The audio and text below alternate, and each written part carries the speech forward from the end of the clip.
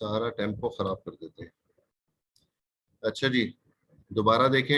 Address part of I R, जो 12 bit का part है उसमें जो है वो एड्रेस मौजूद है। इस प्लेस ऑन द बस, बस पे शिफ्ट होगा and loaded back into the A R, और वो पूरा का पूरा एड्रेस उठ के ए आर रजिस्टर में चला जाएगा और ए आर रजिस्टर में जाकर लोड हो जाएगा।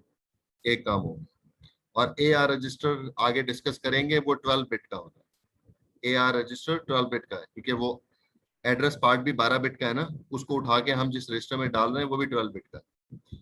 Address is selected in memory, तो ए आर जो है जिसको इंडिकेट कर रहा होगा वहां से जो है वो ऑपरेंड उठा लिया जाएगा इन memory and it's data place on the बस। अब उस डेटा को बस पे डाल दिया गया to be loaded into the data register, D R register, to be used for requested instructions.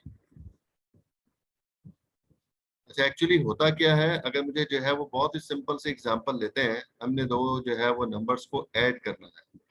अब दो नंबर्स को ऐड करने के लिए हमारे पास काम क्या होगा, बोल तो AC 10 DR, ये काम कर रहा है। अगर मुझे दो नंबर्स को ऐड करना है तो होगा इस तरह से, एक डेटा AC में पड़ा होगा, एक डेटा जो है वो DR में पड़ा होगा। दोनों को ऐड करेंगे और ऐड करने के बाद जो स्टोर होगा डेटा वो AC में जाकर स्टोर हो जाएगा। ये टेम्परेरी काम हो रहा है ना, क्योंकि जो प्रोसेसर रजिस्टर्स हैं वो उन्हीं में काम हो रहा है। जब मैंने स्टोर करने की बात करूंगा मेमोरी में, तब जाकर ये AC से डेटा उठ के जो है वो मेमोरी में जाकर स्टोर हो जाएगा। लेकिन अभी तो हमने टेम्परेरी यूज करना है, इसको आगे यूज करना है। तो इसलिए कह ये रहा है कि पहले जो इंस्ट्रक्शन रजिस्टर में वैल्यू पड़ी हुई है वो उठा के हम AR में डाल देंगे। AR में जो जिसको इंडिकेट कर रहा होगा वो जाएगा मेमोरी की लोकेशन पर। वो कहाँ पड़ी हुई है, वो भी उधर ही मेमोरी में है। वो कहाँ है, ऑपरेंड में। ये रहा, एरो कहाँ है, ये रहा ऑपरेंड। एक मिनट अब्दुल, ये ऑपरेंड आ गया। इस जगह पर ऑपरेंड से AR डेटा उठाएगा और डेटा उठाने के बाद जो है वो DR में डाल देगा। DR में क्यों डाल रहा है, ये सवाल समझना अभी थोड़ा सा अर्ली होगा कि DR में क्यों डाल रहा है, वो एक एक्यूमुलेटर में डायरेक्टली क्यों नहीं डाल रहा। मसला ये है कि जो आर्किटेक्चर बना हुआ है वो आर्किटेक्चर डायरेक्टली जो है वो ऑपरेंड से जो कनेक्टेड है रजिस्टर, वो DR रजिस्टर है। हम डायरेक्टली जो है वो ऑपरेंड से एक्यूमुलेटर में डेटा नहीं डाल सकते। ये आर्किटेक्चर का प्रॉब्लम है, ये आर्किटेक्चर के डिजाइन का प्रॉब्लम है कि डायरेक्टली जो है वो डेटा DR में आ रहा है और DR से फिर एक्यूमुलेटर में जाएगा। इसलिए डायरेक्टली डेटा जो है वो ऑपरेंड से उठ के एक्यूमुलेटर में नहीं जा सकता, पहले ऑपरेंड से उठ के डेटा रजिस्टर में जाएगा। AR बताएगा कि कहां से डेटा उठाना है और उस मेमोरी लोकेशन पर जो डेटा पड़ा हुआ होगा वो उठा के DR में डाल दिया जाएगा, डेटा रजिस्टर में डाल दिया जाएगा। ये पहला ऑपरेंड था। और फिर डेटा रजिस्टर से उठा के एक्यूमुलेटर में डालेंगे हम अगले स्टेप में, क्योंकि मुझे DR को फिर दोबारा यूज करना है, क्योंकि दो डेटा मुझे लोड करने हैं ना। A+B मुझे काम करवाना है। A को उठा के मैंने DR में डाला और DR से उठा के मैंने जो है वो एक्यूमुलेटर में डाल दिया। DR मुझे फ्री करना था, खाली करना था। फिर मैंने नया डेटा उठाया, B का डेटा, वो मैंने DR में डाल दिया। अब मैंने जो है DR को और AC को ऐड किया और ऐड करने के बाद जो है मैंने उसको जो है वो एक्यूमुलेटर में डाल दिया। ये रिजल्ट जो है वो एक्यूमुलेटर में आ गया। इस तरह से परफॉर्म होता है। फिर मैं कह रहा हूं कि डेटा जो है वो डायरेक्टली मैं DR में नहीं डाल, AC में नहीं डाल सकता, इसलिए मुझे पहले DR में डालना पड़ेगा। आर्किटेक्चर का मसला है। आर्किटेक्चर जो है वो मेमोरी से डायरेक्टली एक्यूमुलेटर नहीं कनेक्ट है, इसलिए मैं डायरेक्टली ऑपरेंड से डेटा जो है वो AC में नहीं डाल सकता। जी, किसका सवाल था, अब्दुल वहाब पूछ रहा था मुझे।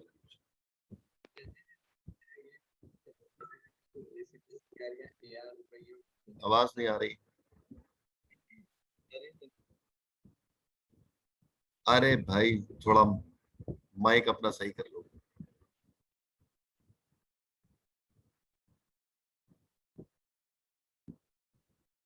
हेलो, जी सर, मेरा वो सवाल हो गया, क्लियर हो गया था, डीआर का ही पूछ रहा था मैं।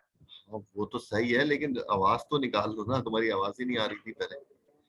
अच्छा वो हो गया सर माइक का। ठीक है।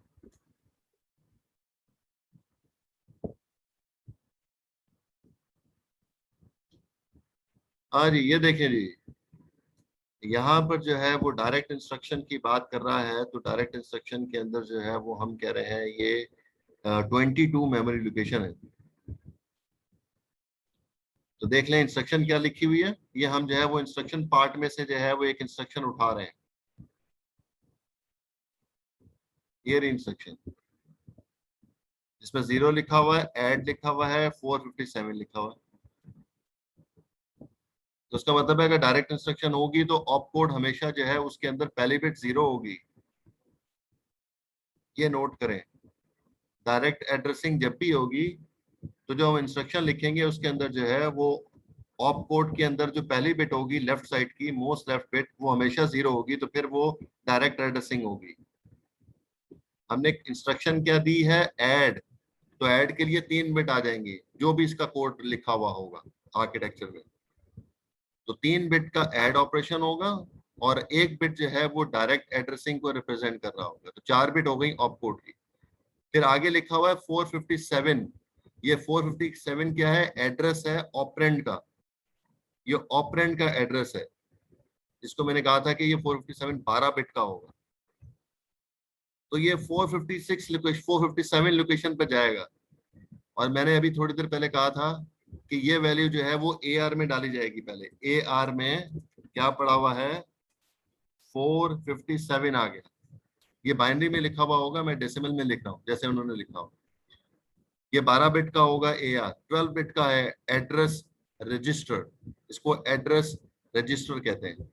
ये 457 इसमें लोड हो गया। तो इसलिए यहाँ पर जो है ये ए आर इंडिकेट कर रहा है 457 को। तो अब ये कहां पर है, ये भी मेमोरी है। हमने कहा था मेमोरी के 2 पार्ट हैं, एक जगह पर इंस्ट्रक्शंस पड़ी होती हैं, एक जगह पर ऑपरेंड पड़ा होता है, डेटा। ऑपरेंड को ही डेटा कह रहे हैं। तो एक जगह पर इंस्ट्रक्शंस पड़ी होती हैं, एक जगह पर डेटा पड़ा होता है। तो ये 457 लोकेशन पे गया और 457 लोकेशन पर जाकर जो भी डेटा पड़ा हुआ है यहाँ पर उसको उठा के लाएगा। और उठा के लाने के बाद जो है वो स्टोर करेगा कहाँ पर, कहाँ पर डाल देगा। किसी का जवाब नहीं आ रहा भाई। एक का जवाब आया, फिजा का जवाब आया, सही जवाब आया। बाकी सर लोग एक्यूमुलेटर में नो। प्रोसेस। नो। अभी मैंने कहा कि जो है वो डेटा जो है डायरेक्ट एक्यूमुलेटर में नहीं जा सकता, आर्किटेक्चर का प्रॉब्लम है। सर डीआर आर्किटेक्चर ऐसा डीआर बना हुआ डीआर डीआर है। डी आर, जी हाँ। तो ए आर मेमोरी की लोकेशन को इंडिकेट कर रहा है। 457 लोकेशन पर जो भी डेटा पड़ा हुआ होगा उसको उठा के डी आर में डाल दिया जाएगा। अभी मैं यहाँ पे कोई टेम्परेरी डेटा लिख भी देता हूँ, बाइनरी में लिख देते हैं 100010। है तो मेमोरी लोकेशन 16 बिट की, लेकिन मैं अपना वक्त बचाने के लिए डेटा कम लिख रहा हूँ। 100010। ये देख लें जी, इस तरह से डीआर में डेटा लोड हो जाएगा। ये एक डेटा लोड हुआ है, इसको उठा के अब मुझे वापस जो है वो डालना पड़ेगा एक्यूमुलेटर में। ये डेटा मुझे फिर एक्यूमुलेटर में डालना पड़ेगा। तो एसी के अंदर अब आ जाएगा 100010, ये इसमें लोड हो गया। क्यों? क्योंकि मुझे नया डेटा भी तो लोड करना है ना, ए प्लस बी करना है। ए प्लस बी, ए तो लोड हो गया, एक्यूमुलेटर में आ गया। अब बी भी लोड करना है। फिर दोबारा इंस्ट्रक्शन उसके अंदर जो है वो बी की वैल्यू लिखी होगी, बी की वैल्यू मुझे जो है वो मौजूद होगी। वो बी की वैल्यू मैंने जो है वो जब लोड की वो जाकर आ गई डेटा रजिस्टर में। अब नया डेटा जो है वो आया है डीआर में, और पुराना डेटा जो है वो हमने डीआर से उठा के एसी में डाल चुके हैं पहले। तो जब ये इंस्ट्रक्शन ऐड की ऑपरेशन परफॉर्म होगा तो होगा क्या, AC प्लस DR, और रिजल्ट कहाँ पे आएगा, AC में। इस तरह से ये काम होता है। तो अगर दो डेटा लोड करने हैं तो एक को पहले मैं जो है वो ऐड करने से पहले इंस्ट्रक्शन लोड की इंस्ट्रक्शन दे चुका हूँ कि वो AC में डेटा पहले से पड़ा हुआ होगा, और अब मैं जो है वो ऐड ऑपरेशन परफॉर्म करवा रहा हूँ। ये डायरेक्ट इंस्ट्रक्शन है। इसके अंदर हमेशा ऑप कोड में जो पहली बिट होगी वो हमेशा 0 होगी। ये नोट करें, ये लिखें कहीं पे। डायरेक्ट एड्रेसिंग की जो है पहली बिट होगी लेफ्ट साइड पर, वो हमेशा 0 होगी, उसको डायरेक्ट एड्रेसिंग कहते हैं। इनडायरेक्ट को भी देख लें, फिर ब्रेक पे जाते हैं। Indirect addressing occur when the operand contain the address of the address of needed data. देख ले, contains the address, when the operand contain the address of the address of needed data. तो indirectly मुझे जो है वो data मिलेगा, दो मरतबा जंप करनी पड़ेगी। Address part of IR is place on the बस and loaded back into the AR में डाला, वही वाला पहले वाला काम। लेकिन AR जिसको इंडिकेट कर रहा होगा वहां पर ऑपरेंड नहीं पड़ा हुआ, वहां पर ऑपरेंड नहीं पड़ा हुआ, वहां पर ऑपरेंड का एड्रेस पड़ा हुआ है। इस तरह से मैंने एग्जांपल दी थी कि इस AR पर मैं कहां पे गया था, किसकी एग्जांपल दी थी मैंने, उमर की एग्जांपल दी थी, और पता नहीं कौन था, सऊद था, सऊद की एग्जांपल। तो वहां पर जो है मैंने AR पे जो है जाकर ऑपरेंड का एड्रेस पड़ा हुआ है, तो address is selected in memory and place on the bus to the loaded back into the AR। वापस AR में डाल दिया क्योंकि वो ऑपरेंड तो था नहीं, इसलिए वापस जो है वो जो एड्रेस पड़ा, वो वैल्यू पड़ी हुई है, वो ऑपरेंड नहीं है बल्कि ऑपरेंड का एड्रेस है, वापस मैंने AR में डाल दिया। दोबारा जब AR में डाला, the new address is selected in the memory and placed on the bus to be loaded into the DR to use later। तो अब जो है वो जो AR इंडिकेट कर रहा होगा सेकंड टाइम, वो एक्चुअली ऑपरेंड होगा, वो ऑपरेंड होगा। पहले वाले जो डायरेक्ट एड्रेसिंग थी वो फर्स्ट टाइम ही जो AR इंडिकेट कर रहा था वो ऑपरेंड था, लेकिन अब जो है दूसरे स्टेप में जाके मुझे ऑपरेंड मिला है। उसकी एग्जांपल जो है वो आगे दी हुई है, ये एग्जांपल आप देखें।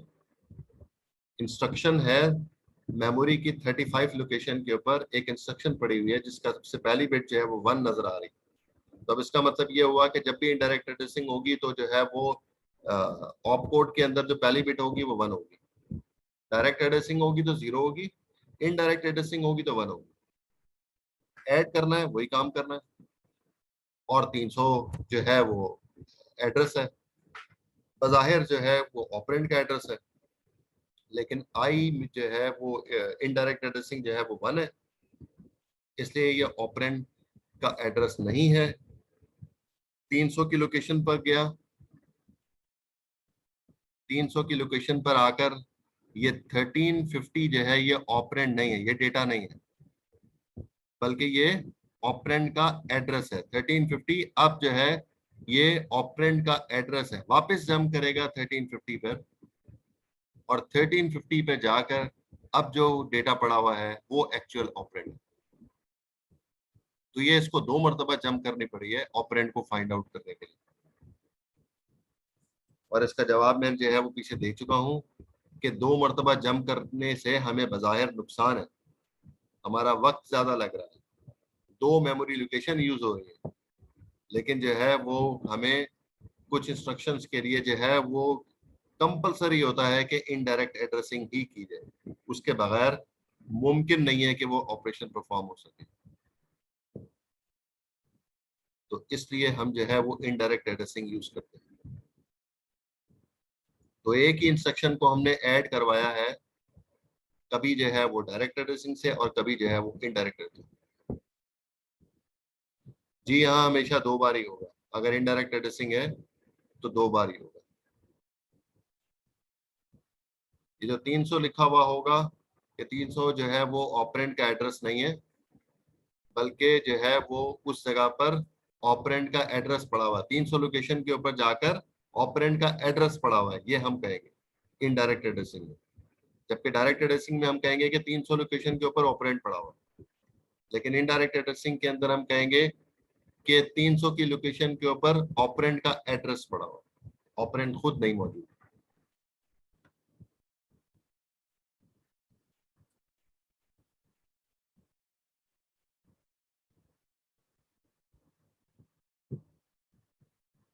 तो उसको ये कह रहा है कि जहां पर ऑपरेंड का एड्रेस होगा उसको इफेक्टिव एड्रेस कह रहा है। डायरेक्ट एड्रेसिंग के अंदर हमें इफेक्टिव एड्रेस फौरन मिल जाता है जो वैल्यू लिखी हुई होती है। अगर डायरेक्ट एड्रेसिंग है, क्योंकि ऑपकोड जो है उसके अंदर 0 है, तो इसलिए 457 जो है ये इफेक्टिव एड्रेस है। 457 इज इफेक्टिव एड्रेस। लेकिन जब हम इनडायरेक्ट एड्रेसिंग की बात करते हैं,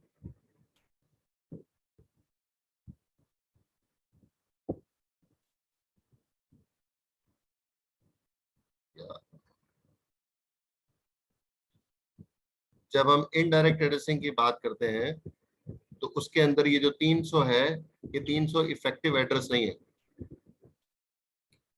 बल्कि इफेक्टिव एड्रेस क्या होगा, 1350 जो है ये इफेक्टिव एड्रेस है,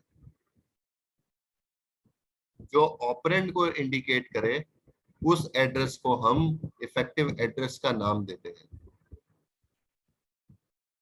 जहां पर डेटा पड़ा हुआ होगा उस एड्रेस को हम इफेक्टिव एड्रेस का नाम देंगे। डायरेक्ट एड्रेसिंग के अंदर जो वैल्यू पड़ी हुई होगी वो इफेक्टिव एड्रेस होगा। इनडायरेक्ट एड्रेसिंग के अंदर जो होगा, ये 300 जो लिखा हुआ है, इसको इस तरह से कहते हैं कि ये 300 लोकेशन पर इफेक्टिव एड्रेस पड़ा हुआ है। 300 की लोकेशन के ऊपर इफेक्टिव एड्रेस पड़ा हुआ है। 300 की लोकेशन पर आकर हमने देखा कि इफेक्टिव एड्रेस 1350 पड़ा हुआ है। यूं है, बता दिया बेटा, 2 दफा जवाब दिया मैंने इसका। अब जब आगे एग्जांपल आएगी जहां पर हमने इस्तेमाल करना होगा उस वक्त बताऊंगा। इसीलिए तो कह रहा हूँ जागते रहो भाई, 2 दफा जवाब दिया। अब आप जो है वो जब वीडियो देखेंगे ये, तो उस वक्त आपको इसका जवाब मिल जाएगा।